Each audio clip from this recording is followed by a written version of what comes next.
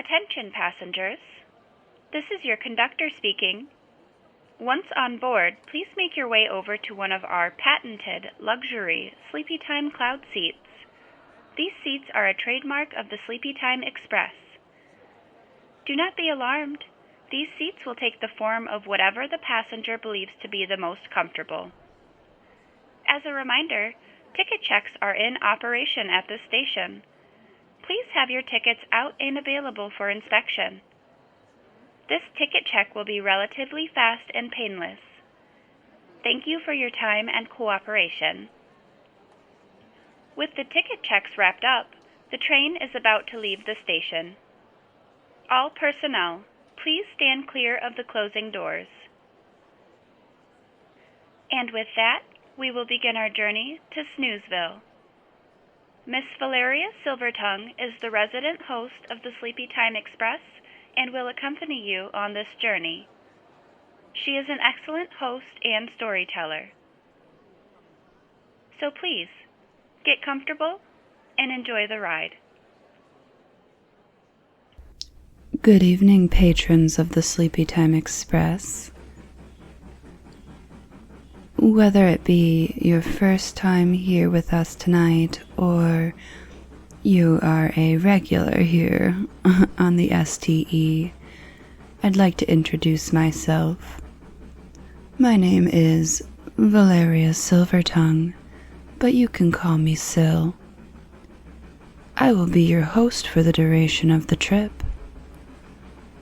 Are we in need of a relaxing story time this evening? Good. I have just the story for you. It is my recommendation that you get yourself as comfortable as possible before story time begins. Whether that be grabbing your favorite blanket or plushie out of your luggage, whatever tickles your fancy, I don't judge. I will give you a brief moment to situate yourselves, but while you're getting comfortable, I would like to explain a little game that we play here on the STE. Each time you join me here, you have the chance to gain one Sleepy Time ticket.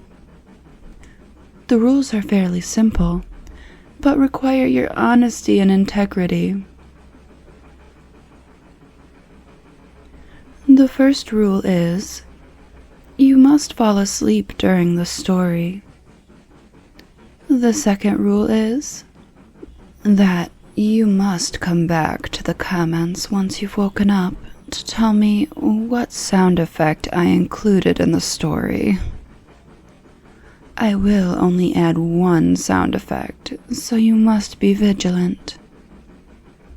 If you manage to do both, I will reward you with a ticket which you can save and cash in for raffles and giveaways in the future, so do keep track of your ticket count. So anyways, now that everyone is situated, let's get on to the story, shall we? Alright, so today's story is going to be Our Lady's Child, and this is from Grimm's Fairytales as well, written by the Brothers Grimm. Hard by a great forest dwelt a woodcutter with his wife, who had an only child, a little girl 3 years old. They were so poor, however, that they no longer had daily bread, and did not know how to get food for her. One morning, the woodcutter went out sorrowfully to his work in the forest, and while he was cutting wood, suddenly there stood before him a tall and beautiful woman with a crown of shining stars on her head, who had said to him, "I am the Virgin Mary, mother of the child Jesus. You are poor and needy. Bring your child to me. I will take her with me and be her mother and care for her." The woodcutter obeyed, brought his child, and gave her to the Virgin Mary, who took her up to heaven with her. There the child fared well, ate sugar cakes and drank sweet milk, and her clothes were of gold. and the little angels played with her. And when she was 14 years of age, the Virgin Mary called her one day and said, "Dear child, I am about to make a long journey, so take into your keeping the keys of the 13 doors of heaven. 12 of these you may open, and behold the glory which is within them. But the 13th, to which this little key belongs, is forbidden to you. Take care not to open it, or you will be unhappy." The girl promised to be obedient, and when the Virgin Mary was gone, she began to examine the dwellings of the kingdom of heaven. Each day she opened one of them, until she had made the round of the 12. In each of them sat one of the apostles in the midst of a great light, and she rejoiced in all of the magnificence and splendor.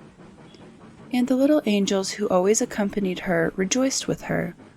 Then the forbidden door alone remained, and she felt a great desire to know what could be hidden behind it, and said to the angels, "I will not open it entirely, and I will not go inside, but I will unlock it so that we can just see a little through the opening." "Oh no," said the little angels, "that would be a sin. The Virgin Mary has forbidden it, and it might easily cause your unhappiness." Then she was silent, but the desire in her heart was not stilled, but gnawed there and tormented her, and let her have no rest. And once the angels had all gone out, she thought, "Now I am quite alone, and I could peep in. If I do, no one will ever know." She sought out the key, and when she had got it in her hand, she put it in the lock, and when she had put it in, she turned it round as well. Then the door sprang open, and she saw there the Trinity sitting in fire and splendor. She stayed there a while, and looked at everything in amazement. Then she touched the light a little with her finger, and her finger became quite golden. Immediately a great fear fell on her. She shut the door violently and ran, but her terror would not quit her. Later, "Yes," said the girl for the second time.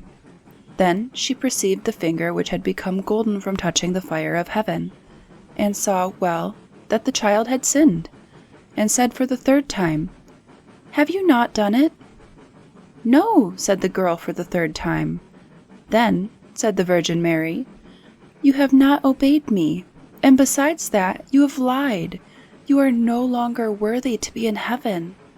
Then the girl fell into a deep sleep, and when she awoke, she lay on the earth below, and in the midst of the wilderness. She wanted to cry out, but she could bring forth no sound. She sprang up and wanted to run away, but whithersoever she turned herself, she was continually held back by thick hedges of thorns, through which she could not break. In the desert in which she was imprisoned, there stood an old hollow tree, and this had to be her dwelling place. Into this she crept when the night came, and here she slept. Here, too, she found a shelter from might, and her heart beat continually and would not be still. The gold, too, stayed on her finger, and would not go away. Let her rub it and wash it, never so much. It was not long before the Virgin Mary came back from her journey. She called the girl before her, and asked to have the keys of heaven back. When the maiden gave her the bunch, the Virgin looked into her eyes and said, "Have you not opened the 13th door also?" "No," she replied. Then she laid her hand on the girl's heart, and felt how it beat, and saw right well that she had disobeyed her order and had opened the door. Then she had once said again, "Are you certain that you have not done it?" Storm and rain, but it was a miserable life, and bitterly did she weep when she remembered how happy she had been in heaven, and how the angel had played with her. Roots and wild berries were her only food, and for these she sought as far as she could go. In the autumn she picked up the fallen nuts and leaves, and carried them into the hole. The nuts were her food in winter, and when snow and ice came, she crept amongst the leaves like a poor little animal that she might not freeze. Before long her clothes were all torn, and one bit of them after another fell off her. As soon, however, as the sun shone warm again, she went out and sat in front of the tree, and her long hair covered her on all sides like a mantle. Thus she sat year after year, and felt the pain and misery of the world. One day, when the trees were once more clothed in fresh green, the king of the country was hunting in the forest, and followed a roe.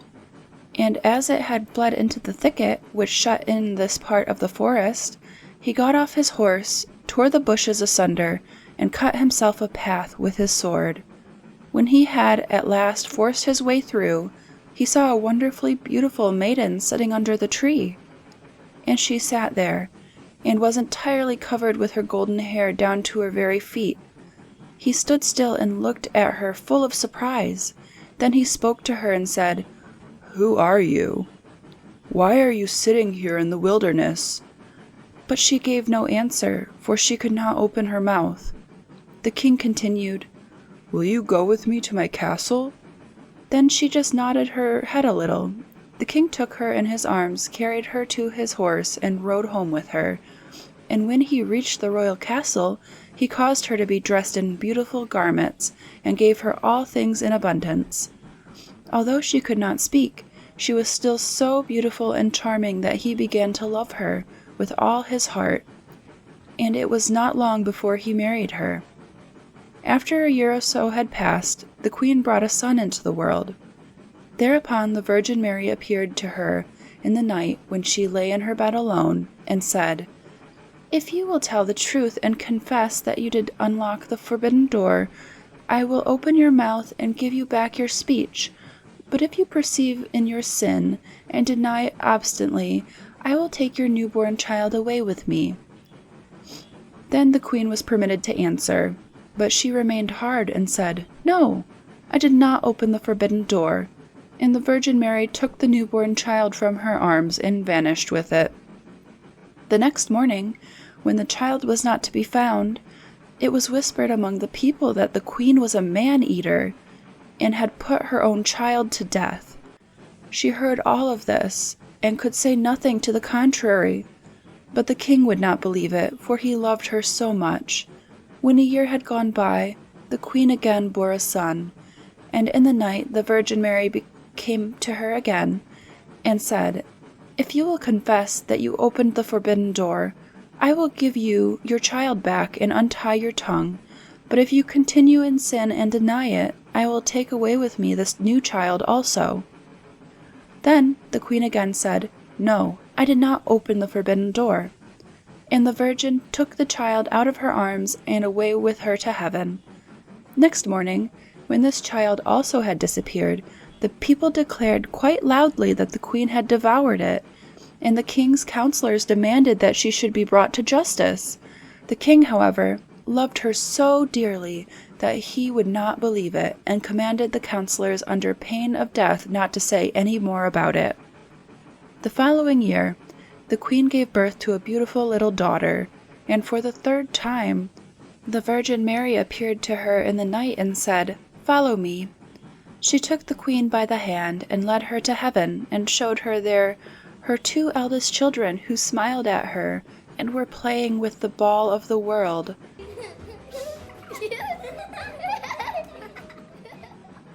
When the queen rejoiced threat, the Virgin Mary said, "Is your heart not yet softened? If you will own that you opened the forbidden door, I will give you back your two little sons." But for the third time the queen answered, "No, I did not open the forbidden door." Then the Virgin let her sink down to earth once more, and took from her, likewise, her third child. Next morning, when the loss was reported abroad, all the people cried loudly, "The queen is a man-eater! She must be judged!" And the king was no longer able to restrain his counselors. Thereupon a trial was held, and as she could not answer and defend herself, she was condemned to be burnt at the stake. The wood was got together, and when she was fast bound to the stake, and the fire began to burn around her, the hard ice of pride melted.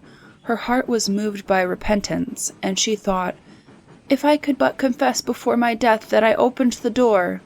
Then her voice came back to her, and she cried out loudly, "Yes, Mary, I did it!" And straightway rain fell from the sky and extinguished the flames of fire, and a light broke forth above her, and the Virgin Mary descended with the 2 little sons by her side and the newborn daughter in her arms. She spoke kindly to her and said, "He who repents his sin and acknowledges it is forgiven."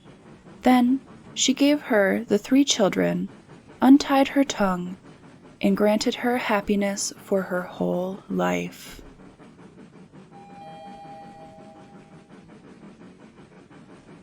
The train will be arriving in Snoozeville shortly.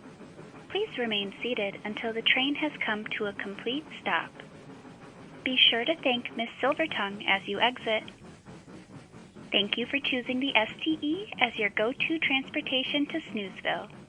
We greatly appreciate your patronage and hope to see you back again.